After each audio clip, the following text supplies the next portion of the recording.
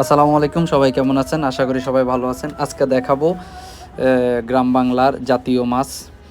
এইসব মাছ এখন সচরাচর পাওয়া যায় না, যেমন কাসকি মাছ, পুঁটি মাছ, কই মাছ, শিং মাছ।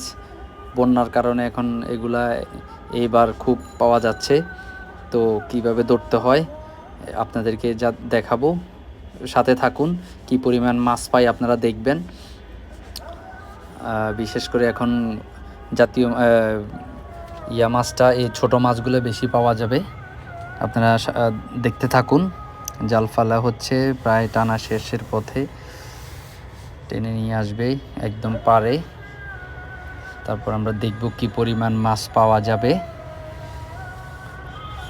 জাল টানা শেষ,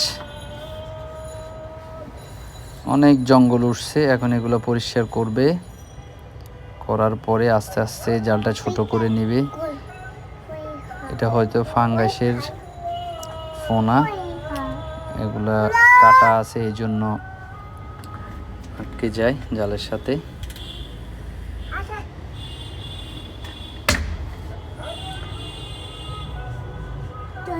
প্রচুর পরিমাণ ছোট মাছগুলা, আমাদের দেশীয় মাছ যেগুলোকে আমরা বলি, যেমন পুঁটি মাছ আছে, কাসকি মাছ আছে, কই মাছও নাকি উঠছে বলল। দেখতে থাকুন, আশা করি ভালো লাগবে। পুরো ভিডিওটা না টেনে দেখুন, তাহলে দেখতে পারবেন কি কি মাছ আমরা পেয়েছি।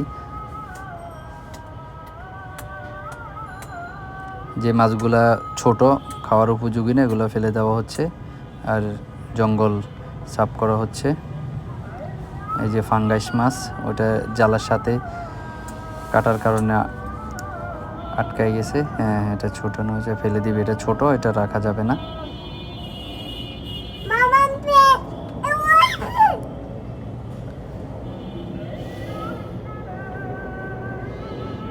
ডেউ দেওয়া হচ্ছে যাতে ছোট মাছগুলো এক পাশে চলে যায় আর বড় মাছগুলো এক সাইডে থাকে। এই যে ঢেউয়ের কারণে ছোট মাছগুলো এক সাইডে চলে যাবে।